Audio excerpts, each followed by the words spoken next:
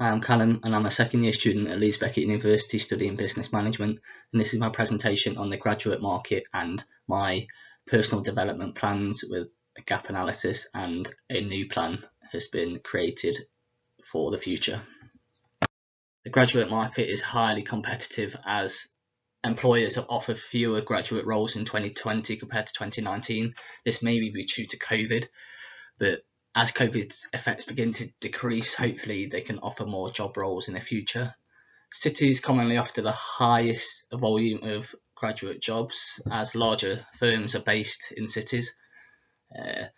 75% of graduates joining investment banks were recruited through a placement or work experience, therefore showing experience is crucial for a graduate.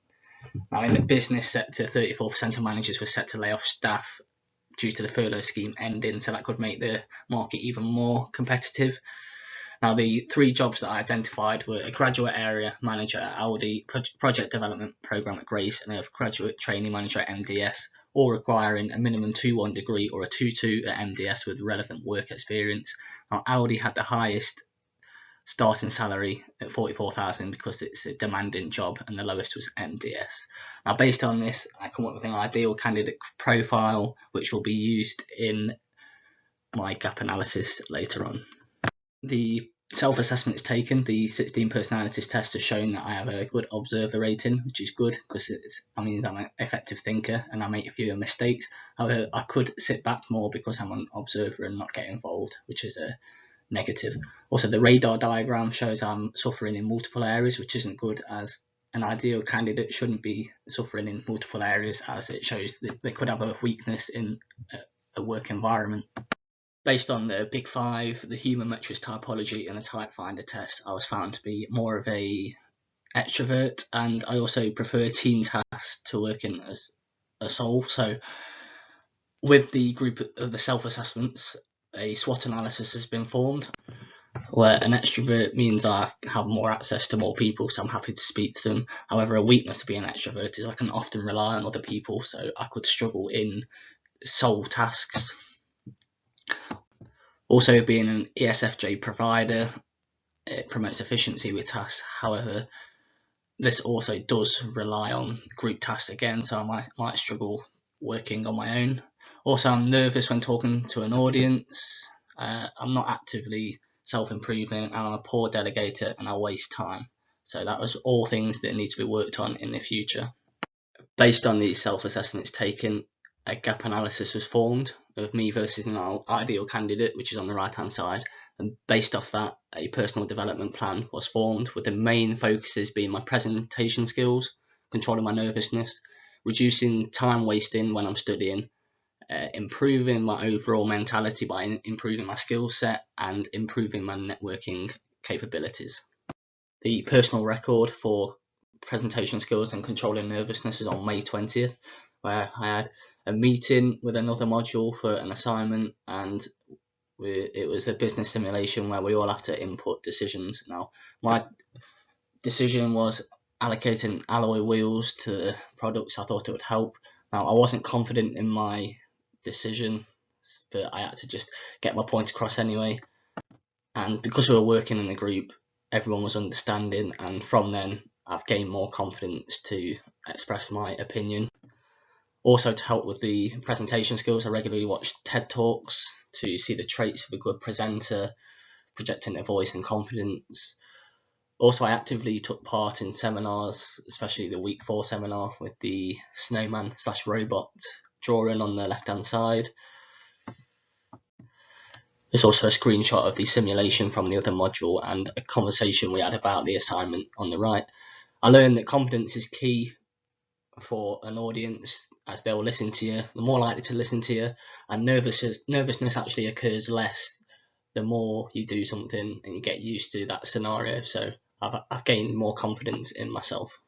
The personal record that I kept for reducing time wasting when studying is from June the 25th, where I created a to-do list, and the evidence is on the left hand side using an app called Notion. This helped me maintain motivation to complete my tasks rather than cramming it in all at the end of the night. So that also meant that the quality of work improved as well. It also gave me more time to focus on what I want to do as well, because I had allocated time slots to complete my work. On the bottom left hand side is just a daily plan that took place, my lectures, seminars and chores that I had to do around the house. And again, that helps me just get on with everything I need to do without forgetting, and it just gave me a more structured day. I also keep my reflection and lecture notes all in the same place on Google Docs, as I can access them easily and I can look back, and it just helps me with my knowledge and confidence in what I'm doing, and I can look back at it easily. Overall, reducing wasting time is good, as I can do more of the things I want to do and I'm getting the required work done. And I also had more confidence in seminars, as I'd done the preparation work required. The personal record for improving my overall mentality and skill set was from May 17th, where I went back and analysed the feedback from this module's previous assignment, which helped me understand where I was going wrong, and by going through previous feedback, it stops these mistakes from reappearing again. This is also a main part of my personal development objective, so hopefully moving forward I can get better grades. I also found by looking at various answers to questions is better than just getting one answer and sticking with it, as I can play devil's advocate and understand the pros and cons of each decision and then move forward with that. And that was good for sole tasks as well as group tasks. This has helped me with my problem solving, as originally I'm a traditional problem solver, but now I'm better at solving more unorthodox issues. I also spent a few minutes a day improving my LinkedIn profile to improve my networking, to give me more access to business related ideas for the future. The personal record for improving my networking capabilities was on May 8th. I updated my LinkedIn profile initially, followed all my friends and family, and I now visit the app every day to read articles and get a good business insight.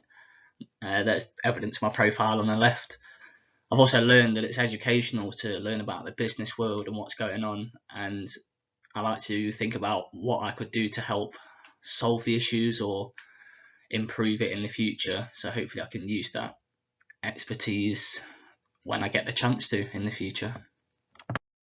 This is one example that I've used for the Gibbs reflective cycle from week 4 about drawing them robots in that group project. And I was nervous to begin with, as I didn't really know the people I was working with and I wasn't sure if my views were correct. But it was a good experience, because I learned to work as a group where members fill in gaps that other people have missed, and as a result I've gained confidence in my own work, and I've understood to listen to other people's opinions, as they may be more confident than I am in being correct. And taking things forward, I'll back my own opinion more, because not everyone can be 100% sure if they are right. But alongside that, I will listen to other people and overall have higher percentage chance of doing well in a group project.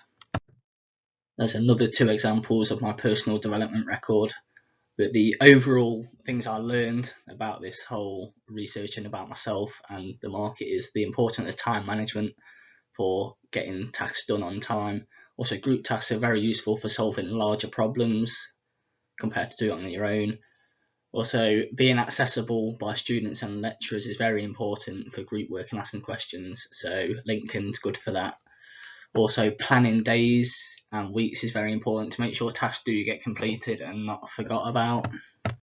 Also, identifying my personal strengths and weaknesses can help encourage self-improvement in the future, which is what I've been doing and I will continue to do. And personally, what I've taken forward and kept doing is producing to-do tasks, to-do lists, weekly reviews, and what I've got to do. And overall, my mentality is improved, and I hope my grades can improve alongside that. The revised SWOT gap analysis has shown that I've got new strengths. They're the ones highlighted in blue in the strengths. That's based off the previous PDP I did. Now on the weaknesses, the purple ones are actually new weaknesses that I found from doing these personality tests and with the PDP that need to be worked on more, which will be in the next personal development plan. The weaknesses highlighted in blue are actually now positives, which is good. It shows that the previous personal development plan worked. And the new opportunities that I've got is I've got new contacts in my seminars, so that's more people I can ask for advice in the future. This is my revised personal development plan, where I will seek assistance with university work, communicate more in seminars, communicate more with other students, especially group members when we've got assignments to do, and improve delegation skills. These will all begin in September for the third year and end at the end of third year, as this hopefully will improve my final grades. These are all completely new goals compared to my previous PDP, as none of them are really an issue anymore. So hopefully I can use the same approach to the last one and improve on these as well and become an ideal candidate in the future. Finally, by using everything I've learned with the previous PDP and moving forward with the new personal development plan, I can make myself as good a candidate as I can be and maximise my potential in the future. Thank you.